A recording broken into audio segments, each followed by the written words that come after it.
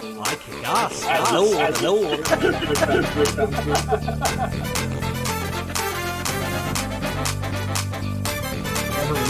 Loved him the way that I love you.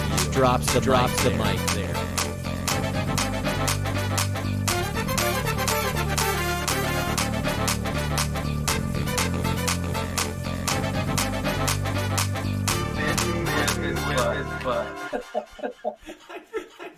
He bit me with his butt. That's the classic phrase we hear every week here on 52/1993. My name is Cody Waits. Welcome everybody in. Hopefully you enjoyed that intro as much as I did and always do. I'm going to go ahead and bring our guest in here for this week because he's kind of lost his luster. He's not as special as he used to be because he's here with us pretty much every week. So let's go ahead and bring him in here. This is Spencer. Let's see if I Hello. can figure this out. There he is. Hey Spencer, So thanks for coming in I will not and I will joining not be us. lighting any matches off my face today. I did bring a special prop from last week's movie though. I bought the actual butterfly knife used in Falling Down. So That is a lie. it is a lie. But I thought it would sound cool. So any way to call me out. No, it is cool. Can you flip it around? Can you butterfly No, it? absolutely not. I would probably cut myself if I tried. I can go. Psh, psh, psh. I looked Where it did up. you get it? That's not important. Oh, wow. Is I'm this just kidding. illegal? Are we? No, it's not. I don't. It's not. It's not. Oh, that is. You should get it certified as this is the butterfly knife from Falling Down. I think you're right. I don't think anybody's gonna ask a question about it. Nobody's going to ask it. You should display it. Um, With the should be certificate of prominent in the background. authenticity. Yeah, I want all that for you. Yeah, we'll start All doing. right. We'll start posting fake memorabilia here. We'll start selling it too. That'll be great. Yeah. Well, welcome in and welcome everybody to today's stream. I've already introduced myself. I've already introduced our guest, but I'll tell you a little bit more about the stream. If this is the first time that you're watching, or if you're listening or watching on YouTube, just wanted to go ahead and let you know, welcome to 52/1993, where we watch movies from the year 1993, important movies that were released this year. We're doing it by weekend releases, doing it in order. So front half, we've really had some fun with some of these movies that have come off, and we've only got better movies to come, but I'm not so sure about today's movie, but we'll talk about it. Another way that I select these movies is by basically just seeing how popular they were this year. I chose the ones that were the biggest box office successes, those that were nominated for Academy Awards, Best Picture nominees, and then I just kind of picked some random ones, like today's choice that I thought, hey, there are some interesting people in this movie, and I thought maybe this would be a good opportunity to see a movie that I had never seen before. And then usually I have a guest on, like Spencer, to talk about this movie with, and then sometimes we'll interview him, talk about what we're watching or what their interest in, how their interest in movies began, and what some of their favorites. With some of the continued guests that we have on here, we'll talk about what they're currently watching or have watched. Because I do have a couple questions for you, Spencer, at the end, and we'll get there when we get there. So let's go ahead and jump into introducing this week's movie. It's called Mad Dog and Glory, and it was released on March 5th, 1993, and it was directed by John McNaughton, and the writer was Richard Price. I'll have just a little bit tidbit about them here in the future. It stars Robert De Niro as Wayne Mad Dog Doby, Bill Murray as Frank Milo, Uma Thurman as Glory, David Caruso as Mike Starr as Harold, and Kathy Baker as Lee. A couple one-name characters there for you. And then the synopsis for this movie. Wayne Doby is a shy cop whose low-key demeanor has earned him the affectionate nickname Mad Dog. After Mad Dog saves the life of Frank Milo, a crime boss and aspiring stand-up comedian, he's offered the company of an attractive young waitress named Glory for a week. At first, both are uneasy about the arrangement, but they eventually fall in love. However, the situation becomes complicated when Milo demands Glory back. This movie had a budget of $19 million, and the box office for this was not as good. $23.7 million is how much it received. Has a Rotten Tomatoes score of surprisingly 77%, and an IMDb score of 6.2 out of 10.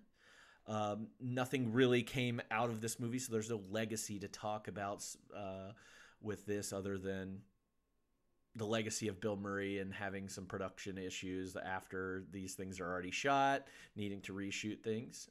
But I do have a couple reviews for you, surprising reviews, and I think you'll be really interested in hearing these, Spencer. So Roger Ebert, the most famous movie critic of all time, said that Mad Dog and Glory is the kind of movie I like to see more than once.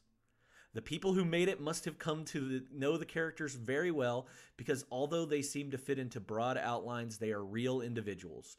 Quirky, bothered, worried, bemused. He gave this a 3.5 out of 4. Wow. And then this is a negative review from back then. Throw Robert De Niro, Uma Thurman, and Bill Murray together in a Universal Pictures movie, and what do you get? Something that starts off at a beautiful clip before backpedaling like crazy into a risk-free happy ending. This is from Desson Howe of the Washington Post.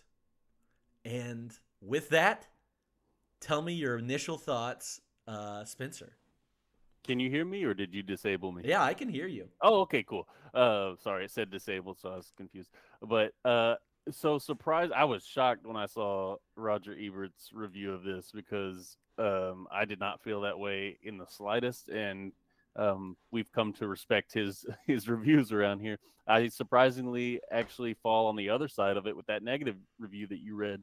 Really summed it up perfectly. It did. It started off quick, and it started off like I thought it was going to be good, and then everything else seemed to just fall flat. Like the buildup was kind of there for some moments, and nothing.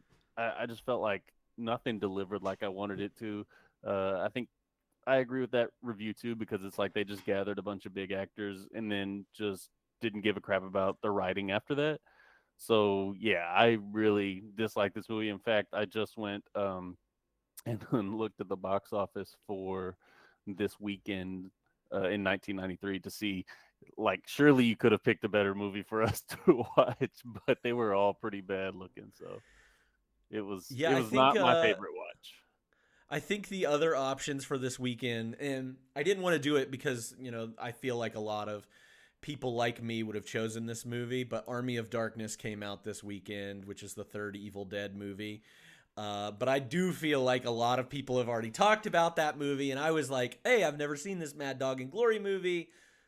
It's got a great cast. Let's check it out, kind of. But I wish I did. I wish I did disagree with you. I know that sometimes it's better to have that kind of discourse between us so we can talk and fight about this. But yeah, I mean, I think I could probably find a little bit more to like about it, and you'll probably agree with me whenever we start talking about things. But I think you really hit the nail on the head there. A lot of hope for this movie, and then it does not deliver. It's just kind of flat through most of it. Yeah, and I was surprised not only to see Ebert's review, but also you brought up Rotten Tomatoes. I think both Rotten Tomatoes and the box office earnings really tell the story of. I don't know. It really tells the story through all that because Rotten Tomatoes, first of all, you said it got 77% on the tomato meter, and then the audience score though was 45%. So critics loved it, audience hated it, which means obviously they didn't spend money to go see it, and it barely broke even. So I think you can just see through that. Like, I don't know. I feel like the critics may have been enamored by the cast, and then the audience just, I don't know. It just seemed like they wasn't fooled. Yeah, I when it comes to this movie, like I said, I think there are these brief things, and it kind of starts out hot. So I'm gonna just let's just break into this Yeah. movie and talk about it. So the opening scene is this drug deal scene, and it's a very serious, intense scene. And none of the main characters are in the scene at all, but it kind of sets.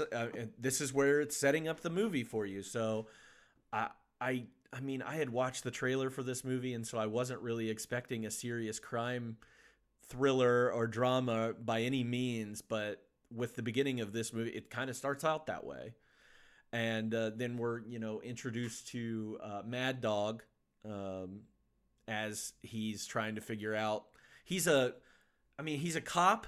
This is also confusing. He's a cop, but he's also like a crime scene investigator, like taking pictures of the scenes, which is another weird character trait of his that people are enamored by. Not only that, but they also just allow the public to see him filming and photographing these dead bodies, which...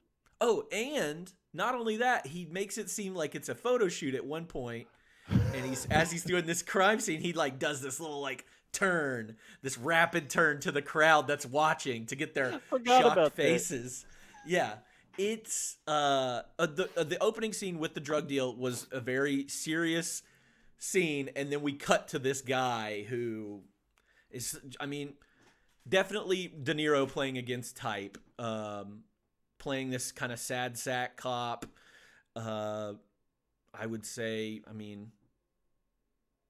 just the supposed to be like the weakest man possible. Yeah, and can we please talk about his partner, because we are going to have very differing views on this aspect. We definitely have different views on that. I believe the character's name is Mike, and he's played by David Caruso. David Caruso of NYPD Blue, but more famously probably from CSI Miami. He's the guy that always takes off his sunglasses and says the funny one-liner. Yeah. He tried that in this movie when he the first scene he said, "Oh, we got a double header." I was like, give me a break, bro. It's a triple header though, right? They discovered it was a triple. I would talk more about the crime, but it has so little to do with the rest of the movie. It does. That it would waste all of this. The only thing that it gets us is from Wayne, Mad Dog, meeting Frank. And the way that this happens is the guy that committed the crime in the very first part of the movie, he ends up running away and goes to this convenience store down the road. Well, De Niro's character goes in to buy something, and he happens upon this guy who's pretending to be the convenience store clerk, but really he's held the place up. He's shot the actual convenience store clerk, and he's got Frank Milo. Why is he there at this random convenience store? And he's got him held hostage, and Bill Murray behind is the counter. Already, behind the counter on the floor, held hostage, and he's just talking so much shit. Once De Niro figures out that, hey, that's the guy I'm looking for. It's bizarre. Somehow the guy takes the money and runs, and De Niro doesn't get a thank you from Bill Murray's character. He's kind of rude to him.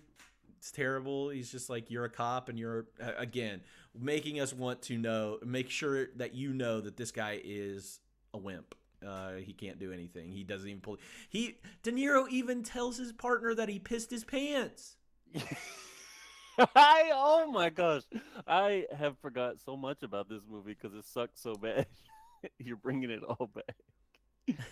I only watched this one once, by the way. Tell me how, dude, that David Caruso is gonna be the badass in this situation. We get to it later, but it's like, what? It doesn't. I feel like it doesn't. I loved it though. I don't know. It doesn't fit.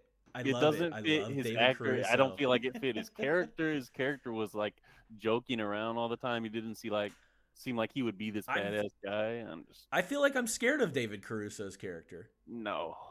I'll talk about it. Is it just because he's like a loose cannon? Like you don't know what he's going to do next? Yeah, he's the wild card. Okay. I guess. I'll get on board with it, I guess. So after Mad Dog saves Frank's life, saves his life, again, very loose terms here, pisses his pants, he gets an invitation from Frank, from one of his main bodyguard, who I love in this movie. I do love that Harold. actor. I love Harold.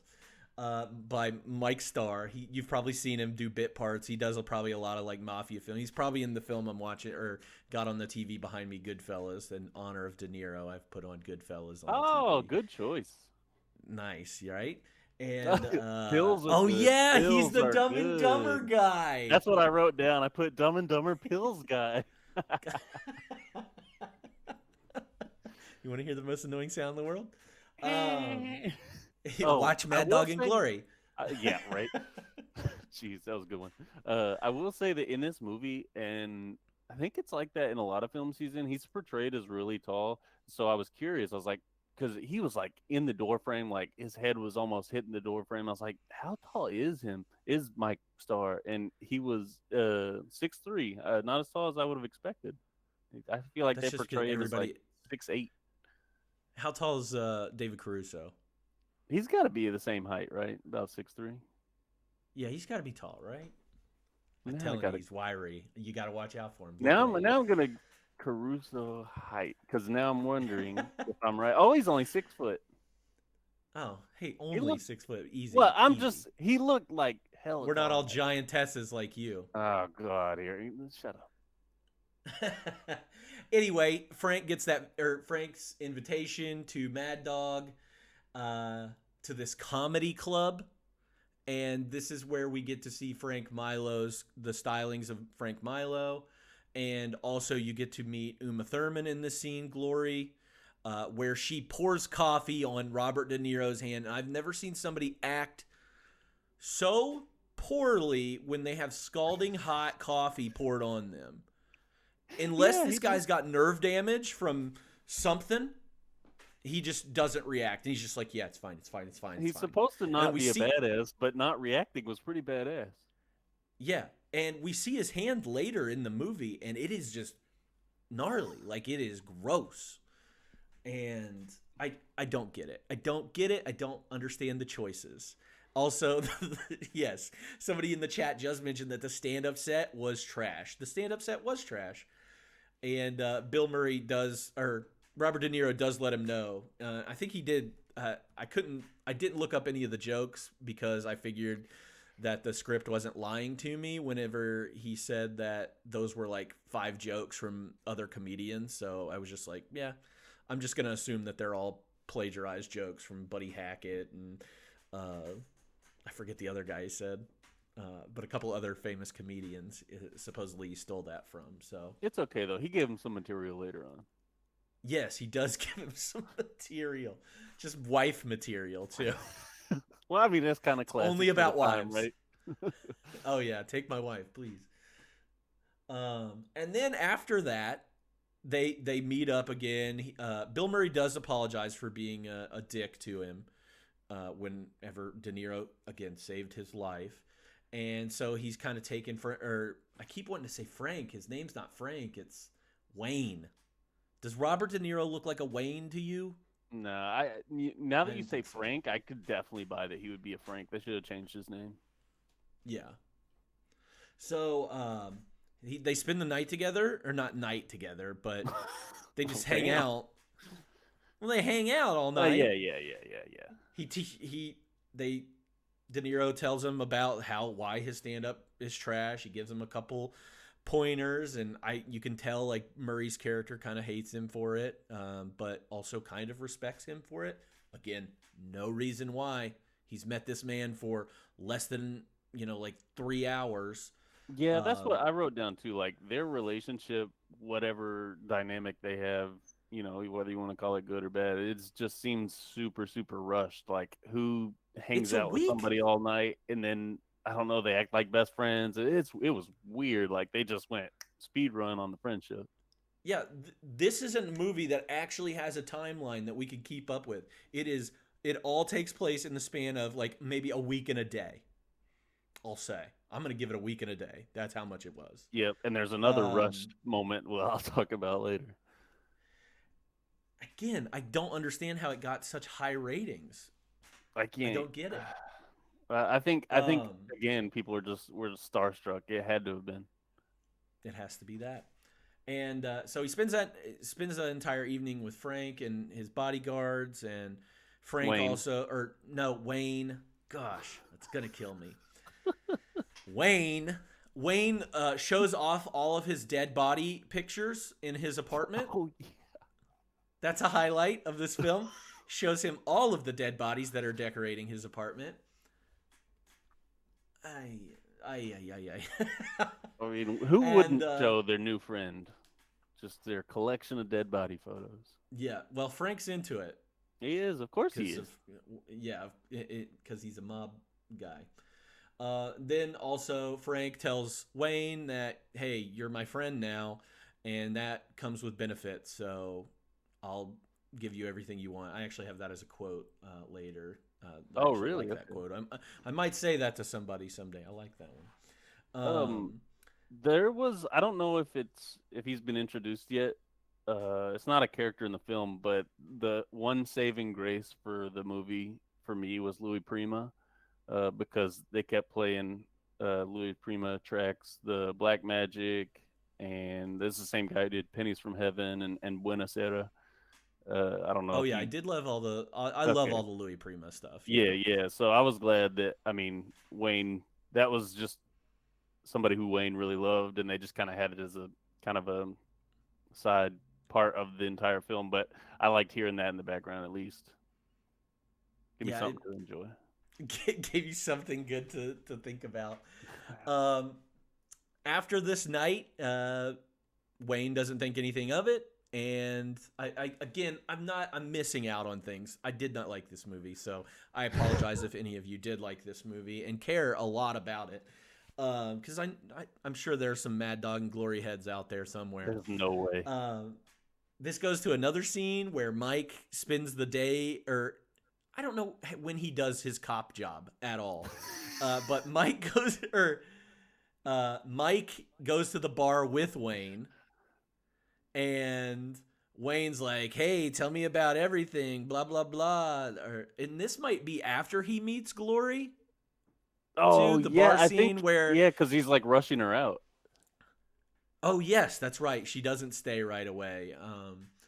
And he does meet Glory. Glory shows up. She's the gift for Wayne from Frank. I'm struggling with these names.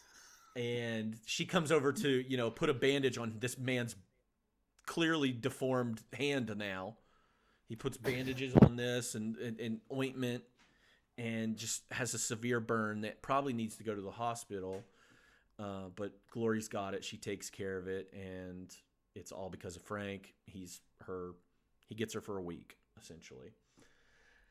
Then we go to the bar where Mike meets up with Wayne, and Mike's like, "Hey, what about your next door neighbor? How's everything going with her?" He's like, "No, I got this new girl, Glory. She won't leave me alone." And then the lady that lives next door, Lee, she's got an abusive boyfriend that I'm scared of. He's also a cop, and they just happen to be in the same bar. Yeah, well, And you did miss a key moment because it was before they showed up to the bar. Remember, he goes and confronts him because he hears the shouting in his apartment next door, and the guy answers the door, huge guy, and he's like, I don't know, he was talking to him, was like, "Quit beating up on her," and he's like, "I'm a cop," and then the guy beating up on her was like, "Oh yeah, well, I'm a cop too," and pulls out a that badge was, even though he's naked. yeah. Where did he pull that from? I don't know. I don't know Mm, what is going on. they But call that this a leads prison to wallet. one of my favorite scenes in the movie where Mike intimidates the guy and intimidates the other cop. Is the manly man in this situation.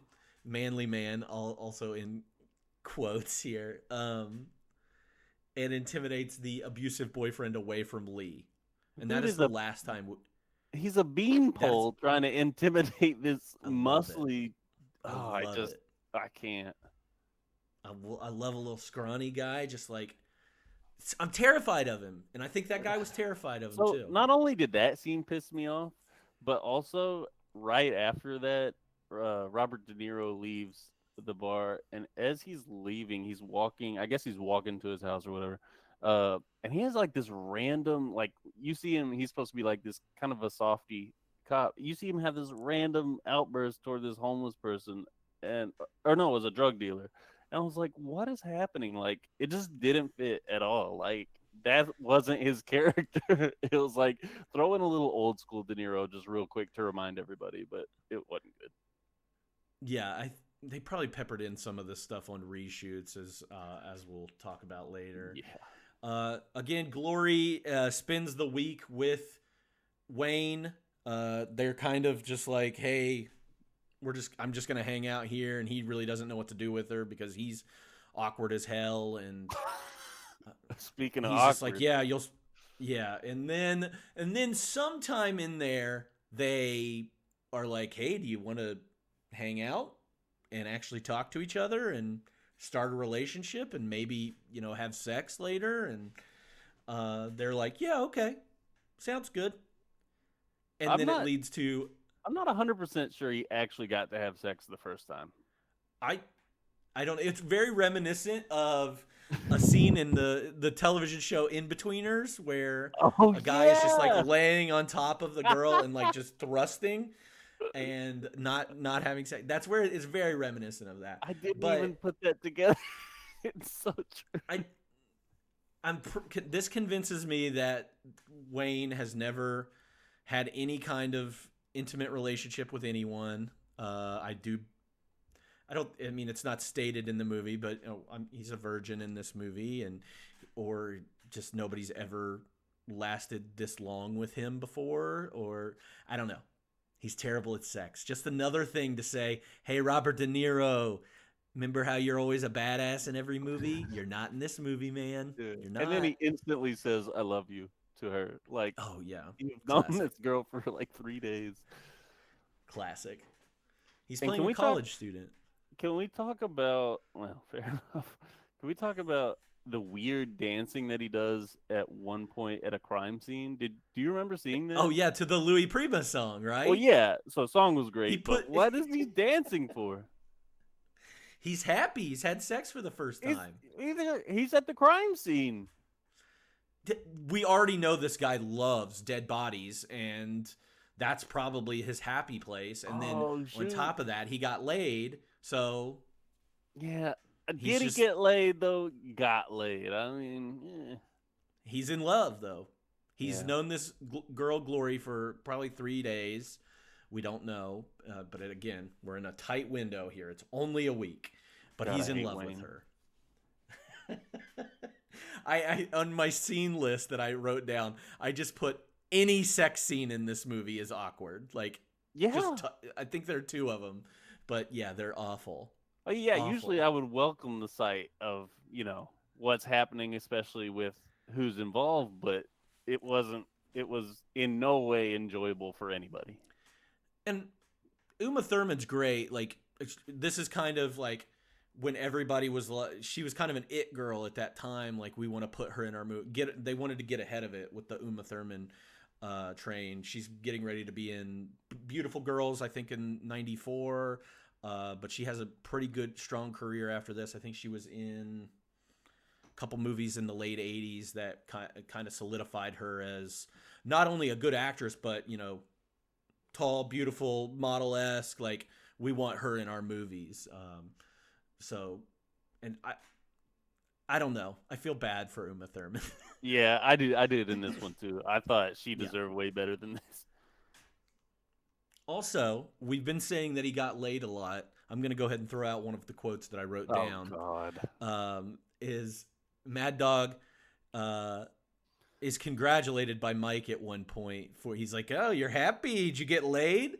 And Mad Dog replies with, "I don't get laid. I make love." What a piece of Yeah. shit. I can't. Bro, this movie made me so mad. And so you see Mad Dog and Glory get to know each other better, I guess. And then the week kind of comes to a close, and Frank's like, "Hey, man, have you had fun? Like, give me Glory back now." And he's like, "Nah, I'm not going to." And this sets up. It's it. Like, I wish there was more to this, and I wish I was making up stuff. That's what I'm saying. It just falls so flat. You're like, oh, this is gonna be a pivotal moment in the movie. Here it comes, and then, like you said, he's just like, nah, and that's the end of the scene. Yeah, and at this point, he's like, "All right, well, I'm gonna have to send in, what's his name? Oh Harold. yeah, Great yeah. name for him. I'm gonna have to send Harold in. With his glass Well, of he milk.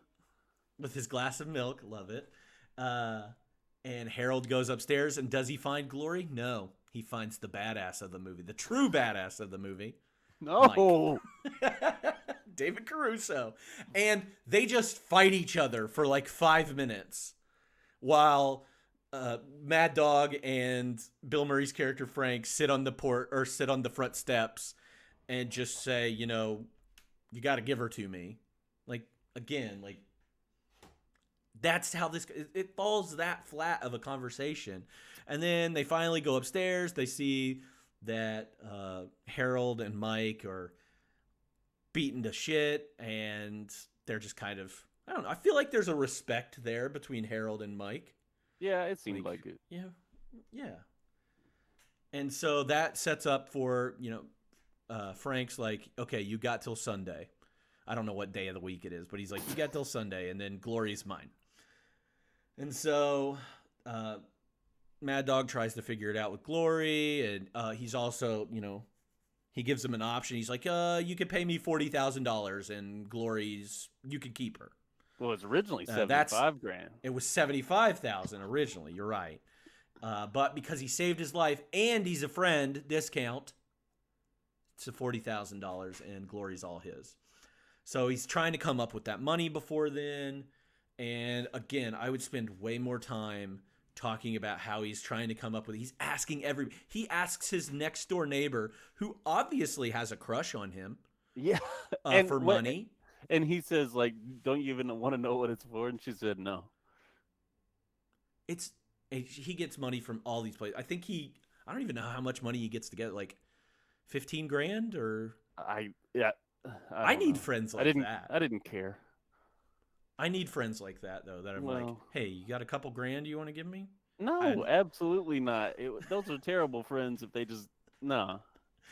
You got to be asking questions. 27.5, thank you. That's how much money $27,000 in like a day is. No way. I think Joe's messing with us. I don't think he got that much.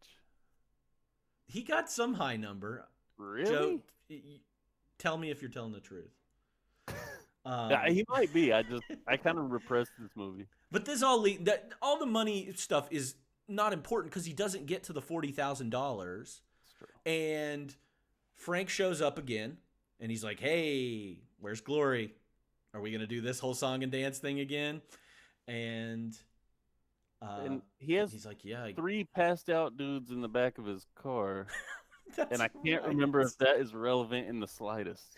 Well, they all get out because they're gonna beat the crap out of him. They're gonna kill him. Oh, that's right. Why did they look like they were asleep then? They looked like they were asleep. But then when these guys are about to beat him up or take him and kill him or do whatever they're gonna do with him, Mike and the rest of the cops show up, and it's like the Anchorman battle between news stations. So they have this fight, or they're getting ready to fight, and then Frank and Wayne get in a fight instead, and Bill Murray starts beating the shit out of Bill Murray. Or no, Bill Murray starts beating the shit out of De Niro. My bad. That was a really weird fight scene too, and anticlimactic too, because in the end, Bill Murray just is like, I don't want to do this anymore. This is so dumb. You can have her. That's how I felt watching the movie. I don't want to do this anymore. This is dumb. I don't want to. And that is it. And then he's like, okay, you can have Glory. And then Glory comes back and she's like, is it over? And he's like, yeah, let's go home. Credits. God. That ending sucks. This movie so got hard. a 3.5. I don't get Roger Ebert. I absolutely don't get it. Now I've shit on the movie for the past 20 minutes. I'll give you some quotes that I did like, or that I felt like are important, and give you some thoughts on what I did like about this movie, because I don't want to shit on all the people that made this movie. It's hard. I mean, if they deserve it, they deserve it. They made a little money. They made a little money. I don't get laid. I make love. Classic. whenever Glory or Frank gives Mad Dog the quote or the money about how much he needs to acquire Glory, she asks him, "How much am I going for?" And he says, "About $40,000." And she said, "Is that all?" And he said, "Knocked down from 75." And then she says, "I must be out of season." I like that line. I must be out of season. Mike has one of my favorite lines in the movie. Of course He goes, "Chivas and milk. I never forget a neck." And he's referencing Harold. Yes, I do remember that now. Okay, that one was good. I never forget a neck. Mad Dog, mid makeout, as they're getting ready to have the worst sex of their lives, he says, "I should do some sit-ups." And Glory says, "Right now?" And he said, "No, I mean in general." You picked out some good Another ones. classic line here is Frank asks Mad Dog, "Are you married?" And Mad Dog replies, "No, not personally, no." No, not personally. If somebody ever asks me that, that's how I'm gonna answer. And then the one quote from Frank Milo I have here is, "Be my friend. If you do, I become the expediter of your dreams." I like that. That one was. What do you have any things that you wrote down? I do. They, they're just the only ones I wrote down are there are two quotes that I wrote down that I just had never heard before, so they were interesting to me. One of them, I think Murray was talking about cops, and was talking about how cheap they are or something. And he said they squeeze the nickels till the buffalo shits. And I thought, oh, okay, I I'm like gonna have that to use one. that one. Yeah, that's funny. And then I don't remember what this was in reference to, but you'll understand. I've heard this said a different way, just not this way. He said, "Give him a hand, he takes the whole arm." I just had never heard it said like that. So I feel like there are a lot of like clever lines in here.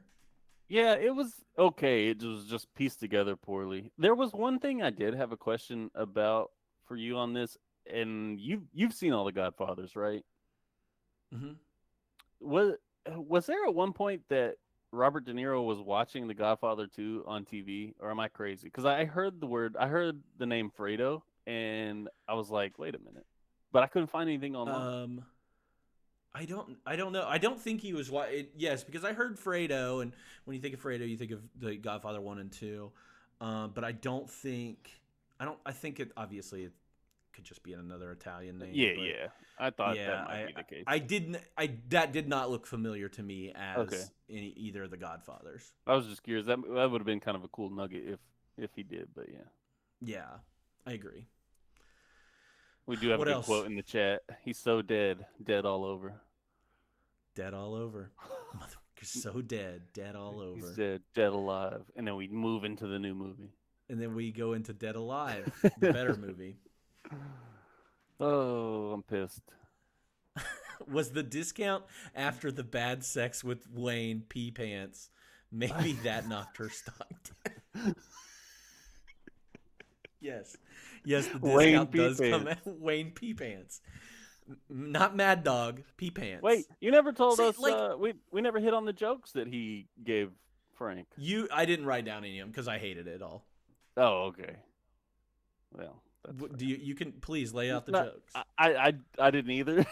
I assumed you did because it seemed like something you enjoyed, but no, I hated it. I was wrong. Okay.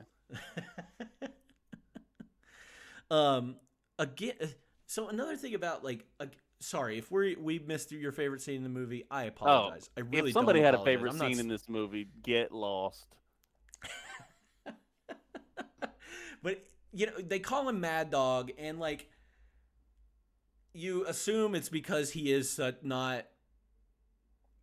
timid. It's like they're making fun of him, calling him Mad Dog. I almost wish he had become more maybe he had a brain injury or something, and maybe he was actually a badass at one point, and a really great duty. Yeah, and then they still call him Mad Dog. I was hoping that was the explanation between Mad Dog. It was not. They're just making fun of him. Your problem. And don't respect him at all. came in this movie hoping for anything, you're gonna be let down. I did. I had a lot of expectations that were Oh, it not was fulfilled. bad. So I guess I'll just jump into some prequel ideas. I don't have a prequel idea for this. I do have some fun facts though. And how Oh, fun do they you are. really? Yeah, fun facts. Robert De Niro was initially offered the role of the gangster Frank Milo, as he probably should have been offered, but insisted on playing the timid Wayne instead. Mobster part went to Bill Murray. Bill Murray actually broke Robert De Niro's nose in one of these scenes, or in the fight scene. Can we talk about the De Niro not taking the role of Frank Milo for a second? Because on the one hand, I do get that he doesn't want to be typecast and play the roles that he's been playing in the past that he always plays. But it's like there's a reason he's been typecast like that. It's because he's really good at it. And he should have took the role of Frank Milo. Yeah, I kind of liked Bill Murray being the. Yeah. I thought that was good, but yeah, I do think that I don't think Bill Murray would have been good in the Mad Dog role though. No, that's true. Yeah, He's too cocky. Yeah, I thought Bill Murray did fine. I don't know. Maybe Bill Murray would have done better at the CSI Miami guy role. Oh yeah, I could see that. Marissa Tomei was considered for the role of Glory. Would have loved that, although I don't want. That'd have been good. Yeah, Marissa Tomei is amazing.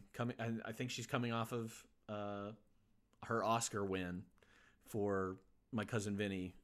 I think it was either the year before or 2 years before. So, somebody in chat, have you ever seen De Niro on talk shows? He still comes across as mobster. Yeah, he's mobsterish even when he's not a mobster. Like in Meet the Parents. Like he's still like super intimidating, and to see him in this role is just bizarre. Yeah.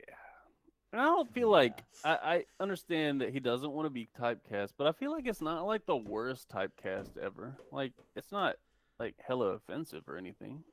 No. And he has some good dramatic roles and other things, and he's not always a mobster-esque person. That's just what he's best at. People would probably say the same thing about Al Pacino, but Al Pacino is also like a classically theater-trained actor and has done like Shakespeare for many, many, many years, and is well respected in that field too. But everybody would probably, associate him with his more, Godfather films or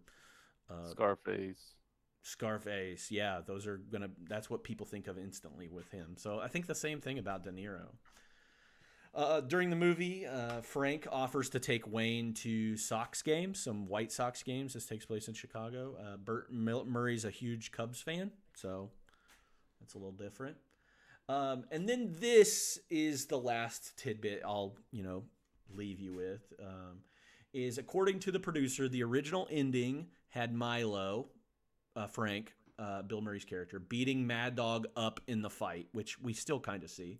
But test audiences could not accept seeing De Niro getting beaten up by Murray. So Universal insisted that the fight scene be reshot, and the film was delayed for an entire year. De Niro and Murray had taken the roles specifically because they were different from the roles that people had expected of them. And the test audiences felt that Glory was unsympathetic in the original one, where they felt like she was manipulating De Niro's character in order to, get her debt paid off and everything. And so they had to do more reshoots to portray her as like a victim of Frank. Now, with that being said, I like that movie better. I like it a little better, but I don't think it fixes all the problems. But yeah, I think I do like it a little better. And that's just, I guess that's on the audience there because, they tested it and that's them giving that feedback. But I felt that way the entire time with Glory in this movie. Like, oh, she's going to run out on this guy once her debt is paid. I thought so too. And I was like, I think that's more interesting. I don't buy a 7-day love affair. Yeah, and it's better than that milk toast ending we got. Mm-hmm. Just, Where it's just let's go home. yeah, It's almost like, the same as it's almost the exact same ending as Groundhog Day. it is. It's the same ending. Obviously, different, very different scenarios, Yeah, but it's a cop out. uh, Let's go home. yeah. But yeah, I think I like that. I like that better. If you're gonna make De Niro the weak character that he is, go full in on it, and don't even give him like. I know you have to like test the audiences, and people want to see this like macho De Niro take over and not get beat up. He was in Raging Bull, so like obviously he's not. He's Jake LaMotta. He's not taking all these punches and getting his ass kicked, but I think that's better for the character. well, that's what those screen tests like. I feel like sometimes they can put you in a box in a bad way because audiences want to see kind of what they've always seen, and it's okay to go outside the box every now and then. Whether the audience likes it or not, it's about the message you're trying to send, not them. So I agree. I wish they would have stuck with their guns on that one and not had to do any reshoots. I also kind of leaning into like how I could make this movie better. Not only I think this is a movie that could have benefited from another half hour. I don't say that a lot because Yeah, if you can give me a good movie for an hour and a half, great. This was not a good movie in an hour and a half. yeah, it could have used a lot of character development in that half hour. You'd have put like most of the half hour toward the beginning developing those relationships, right? I'm assuming. Y- yes, yeah, yeah. Yeah, Like give me Bill Murray being more friendly with De Niro, and then like this is the ultimate. Like I need to see more of that. Give me more of Glory and Bill Murray, or give me more of Glory and I want to go back to her actually manipulating him and developing a plan around. Hey, I'm going to use this guy and get out of here. Um, I could have yeah, gone give me too, more of like you that. said, with also with more of De Niro's background, because like you said, we don't know where he really came from. Like, did he used to be a badass, or has he always just been this soft guy? It didn't really show his photography a whole lot. We could have dove into that a little bit, like his hobbies and Hmm. things like that. But no, I also you have an entire storyline that is wasted with Lee, the next door neighbor. yeah, You see her twice in the movie. Well, three times technically in the movie.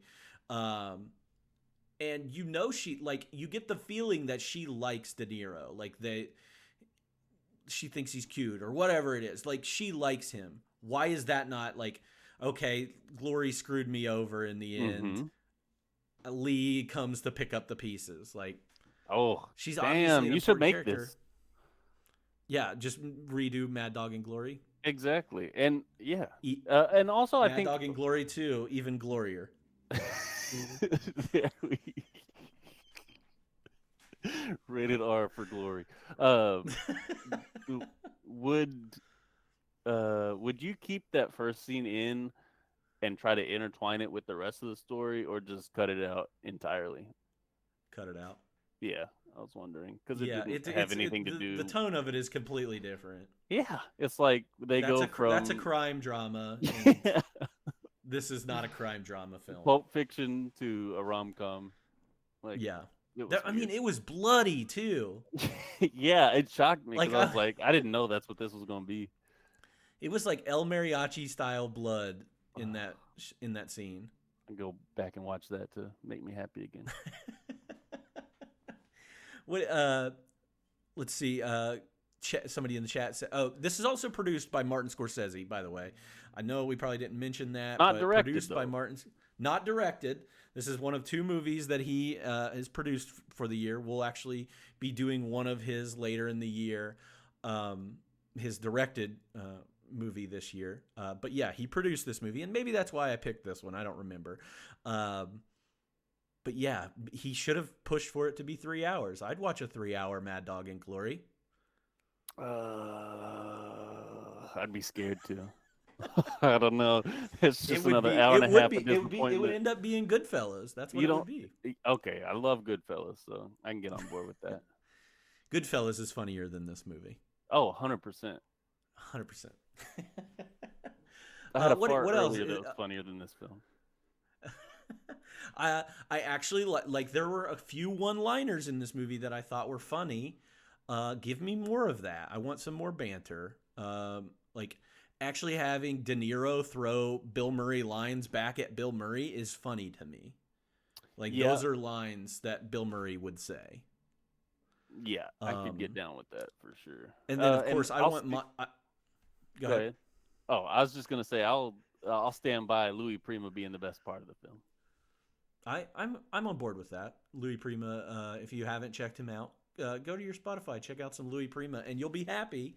Yeah, And you'll probably start dancing in your house because relatively that's the new kind of artist music though, it is. so he's kind of underground, kind of hard to find. Yeah, you've probably never heard of him.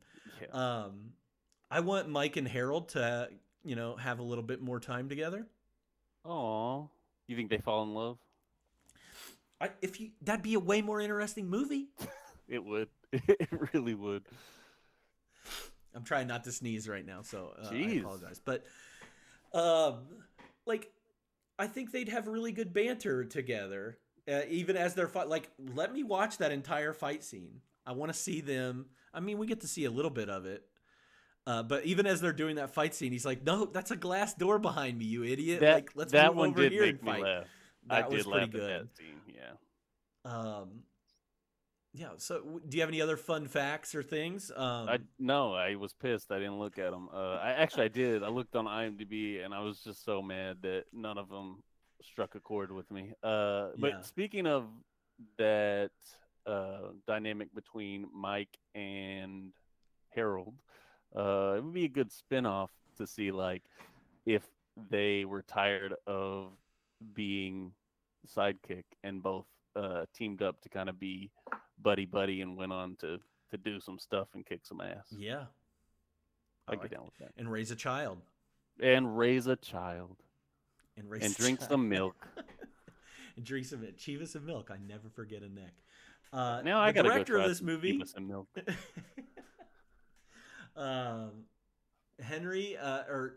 John McNaughton, the director of this film, directed Henry, Portrait of a Serial Killer, and a favorite in my household growing up as a 13-year-old boy, the wonderfully made movie Wild Things. So, but Henry of Portrait of a Serial Killer is actually a decent movie, very unsettling movie. Damn it, I'm gonna have to write that one down. Is it? You say decent? I though. don't know. That sounds not. I don't great. know Never if mind. I'd it's one of those ones where I'm like, I don't know if I'd recommend it to like. I'm not going out on the street and being like, "Hey, you should watch Henry Portrait of a Serial Killer." Let me listen to the name. Yeah, I'll recommend this movie to somebody I hate. The writer of this movie, Richard Price, he did The Color of Money, Sea of Love, Ransom. Those are just a couple of other credits on this guy. He did a lot of TV stuff like The Wire, and there was some other show recent, The Outsider. I think that was based on a Stephen King. I meant to novel. watch that. Yeah, I think he wrote a lot of those episodes or directed. Well, now I'm not going to watch it. Oh, great, cool. Yeah. So, give it a rating out of 5. What did you give it? You had to give me yours too. I'm going to give you my rating. This isn't Do you gonna. think I'm not? Isn't gonna. You think I'm just going to be like, nope, see ya? Yeah, I mean you would. This isn't gonna exactly match up with my letterbox because I've had some more time to kind of think on it, and the more I stew on it, the more I despise it. So I'm gonna give it a 1.5. 1.5. Wow. I think Homeward Bound is slightly better than this. This is the worst movie we've seen so far. Write it down, clip it. Everybody clip it because he'll never say that ever again about another movie being better than Homeward Bound. So Homeward Bound did. I think that's a plus. See, and I think as I've sat and stewed on it a little bit. You went the other way? 2.5. I'm very happy with my rating on. I thought it was a little high at first, and I gave it that half-star bump because I loved David Caruso's character in this. I thought he was awesome, and now that I think about those like little one-liners in there and know that there is a movie here, there are the bones of a good movie in this movie. Yeah, those There bones is. need a There lot of is, work, man. man. And is There's it a pronounced Kivas or lot of. Chivas? Am I saying it wrong? I think it's Chivas, but Chivas? there's just a lot of writing that needs to be done. I think it just needs to be rewritten, man. It's rough. I That's what I'm just saying. It's the bones are good. I don't know if the bones are that great. So There's you're it, basically saying throw this in the trash. I think I would. I You think hate I this would movie. scrap it. Does I this make think you hate Bill Murray? scrap it is a dumb bit. No, I don't hate Bill Murray because of it, but I do You hate Uma recognize that Thurman. he's hard to work with. Definitely don't hate Uma Thurman. Come on, now. De Niro. Don't hate De Niro. Okay. I do hate CSI Guy. You're wrong. I mean, Love David Mike Caruso tried to Starr. make a film career out of this after this, and it doesn't He go screwed that up. great. He should have And stuck then with that's TV. why he's a TV guy. He's clearly a TV guy. So yeah, that's Mad Dog and Glory. I don't know what else to say about it, really. I mean, that's kind of it when it comes to Mad Dog and Glory. So Yeah. I hope if you, It's I over. hope our I hope our review of it was either pushes you to it or away from it. I don't know. I don't care. It was fine. I'm glad I watched it. I'll never watch that movie again. Yeah, That's if all you're I have to really say into about it. self-loathing, go check it out. It's the movie for you. Let's talk so about before some good movies. yeah. Well, let me go ahead and tell what the next movie will be, and then let's talk about some other movies that we're watching for this. So next week's movie, I think it's going to be a good one. Although it's got I've looked ahead and we'll see. But next week's movie is Indecent Proposal, starring Robert Redford, Demi Moore, Woody Harrelson. So we've got some heavy hitters here. Oliver Platt's in this movie. Billy Bob Thornton. Rip Taylor's in this movie. If you don't know who Rip Taylor is, you're missing out. It's a movie by Adrian Lyne, who does a lot of like erotic thriller. I think he did Fatal Attraction, You had me at Flashdance, erotic thriller. Unfaithful. Yeah, so I've never seen this movie. I'm looking forward to this movie, and I'm looking forward to talking about it. I'm concerned. Somebody in the You're comments concerned said kind of the same premise. of this? Oh yeah, it's kind of the same. I mean, What? But this one, yeah, it's kind of the same premise. I don't like that. It's different, a little different. A little different. It better be a lot different. Yeah, no, It's gonna get roasted to bits. We'll just talk about it next week. Okay. Okay. I don't want to ruin any of it, but I've got it back there on don't VHS. spoil anything. If you want to, there we go. Somebody that she says it's better than. You know that's a she. Just gendering randomly. Canceled. I'm canceled. All right, Spencer, you've been wanting to tell me about movies that you've been watching. I wanted to ask you like one thing before I talk about this is like, and I think you've told me in passing, but you don't typically watch a lot of movies, and has this like really boosted this whole like podcast, this making watch a 1993 movie every week? Has this boosted you to watch other movies? Yeah, 100%. In fact, one of the movies on my list is one that you recommended or that we kind of talked about in passing on the last stream, and it was incredible. We'll get to it.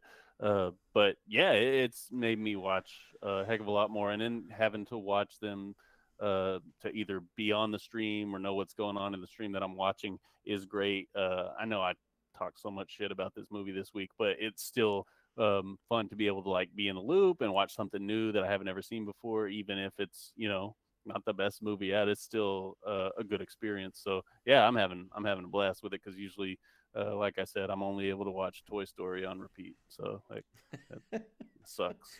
I like having a little bit of homework to do, especially Yeah, when it comes to like watching adult things. So well, and even watching adult things, even when I don't even when I'm not on the stream, I guess just out of habit now, I'll take notes on the movie. Like I'll write stuff down, like quotes and stuff, and then go look at interesting facts. It's just I don't know. It's really fun. I could see how someone like yourself could get super deep into films and being kind of a cinephile in life. I get it now.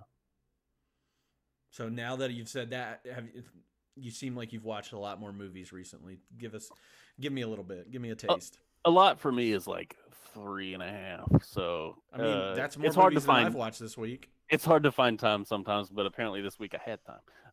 So first one is the one I was telling you that we talked about, and that was Spike Lee's "Do the Right Thing," and that was an incredible watch. I couldn't believe I hadn't seen it ever before, but I don't know, I was just like enthralled with that one, just really, really into it. It was great. Anything else you want to talk about with that? Uh, Do you with want us to go that, back and do the year of 1989? we might have to dial it up. We'll do that one on Mondays. But no, it's just I don't know. I thought it was really culturally relevant too.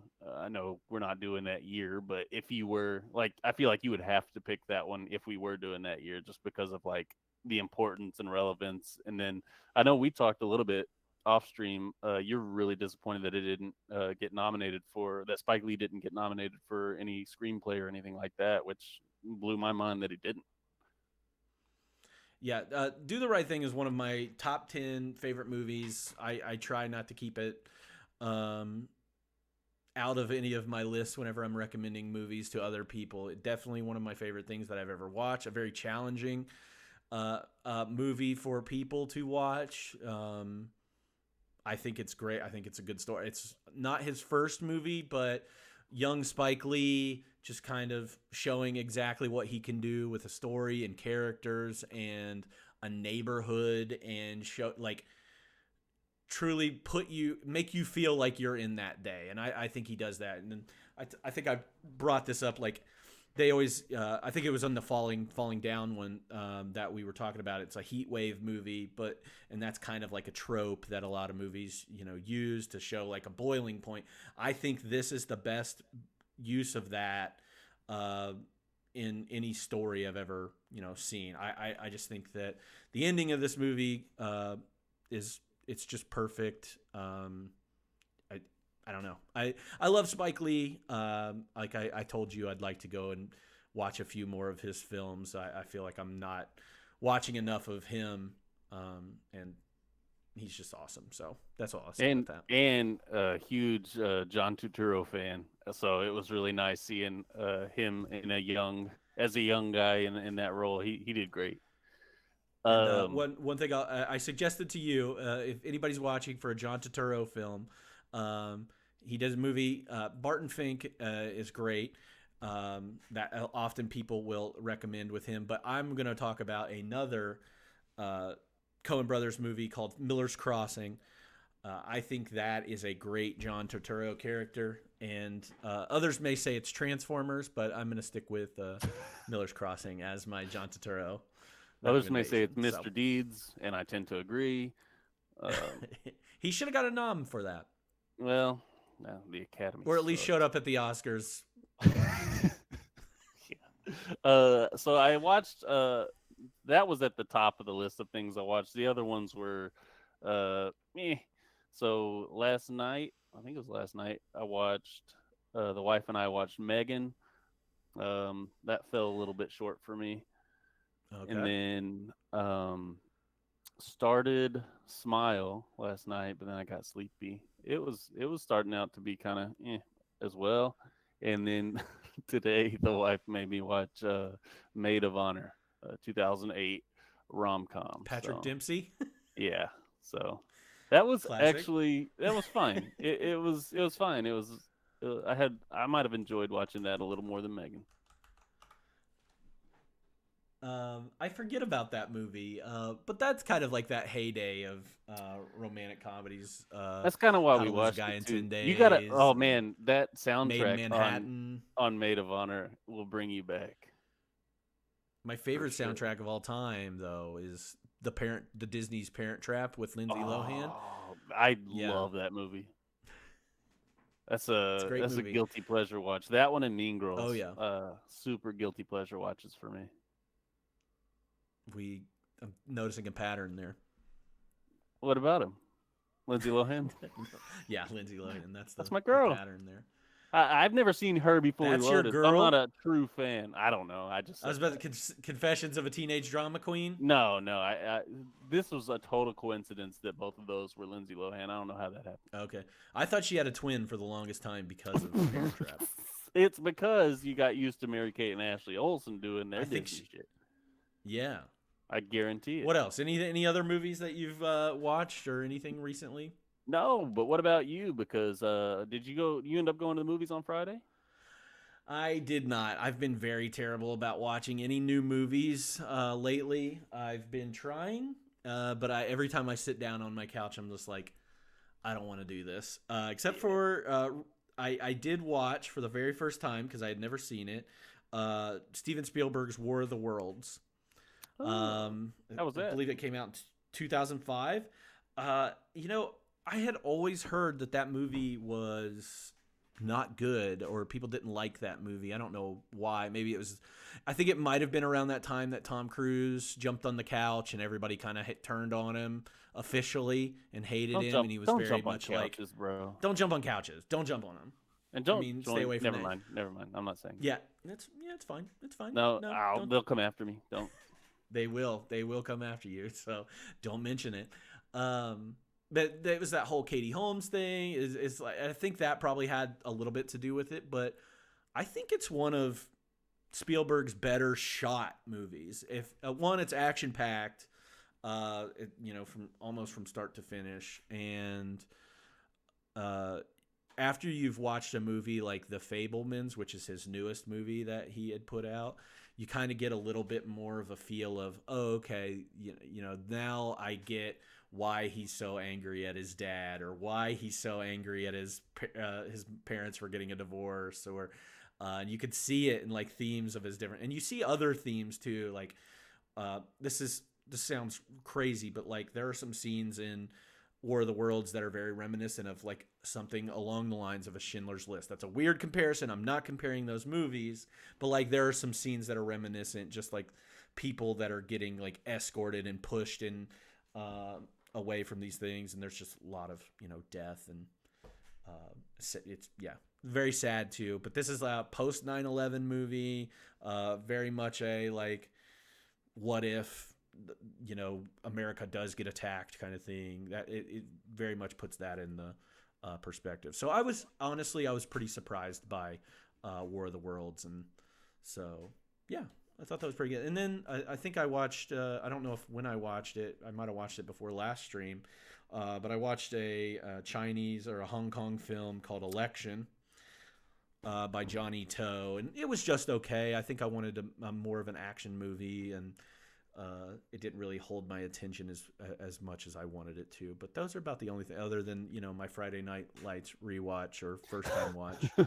That's really all that's been going on. Other than Friday Night Lights, do you have anything on the docket for this week that you're looking forward to, or no? Honestly, I really do want to get to the theater. There's a couple like Ant-Man that I wanted to see. Cocaine Bear just came out that I want to see. This is a weird time of the year. And this is Knock at the Cabin. I still haven't seen that either. Make it a triple feature. Take off work. Okay, let me just take off. Let me just call in, and this is my official call in. If you're watching, which I know if you're watching, I'm not going to be at work tomorrow. I'm not going to be at work tomorrow. I'll be watching Cocaine Bear. Hey, matinee, can't beat them prices. I know. I've even got 2 free tickets right now, and nice. Although you did have to so spend all your money watching this trash. Yeah, that's true. I don't even know what the tax was on it. Somebody had listed that earlier, but you never mentioned is Indecent Proposal streaming anywhere? Yes, it is streaming.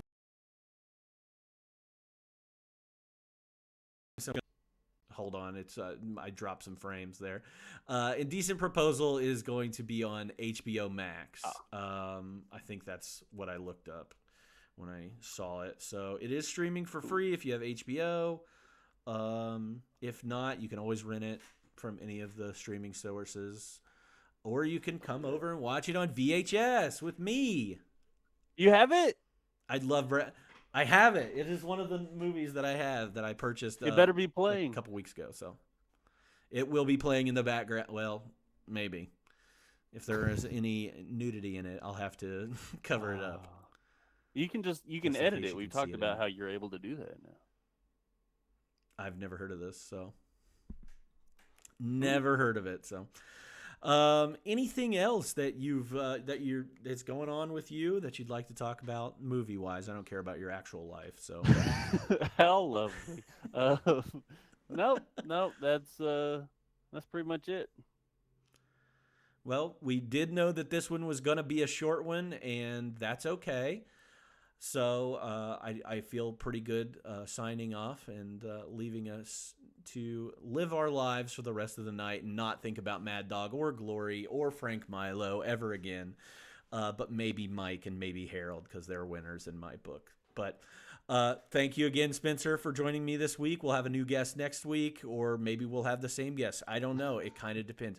But again, this is everybody's reach out. If you would like to be on the show, please let me know. You can DM me or message me. Pick out a movie, and I'll put you on the schedule and tell you exactly what date you'll be on the show after you pick a movie. And I'd love to talk to you more about it. If you're scared about this, that's okay. Talk to us in the chat. Join us in the chat. Give us a follow. And you can follow me on other social media platforms as well at CD Waits, including my Letterboxd is CD Waits as well. So thank you all for listening and watching, and we'll see you next week with Indecent Proposal. Thanks, everybody. Have a good rest of your week.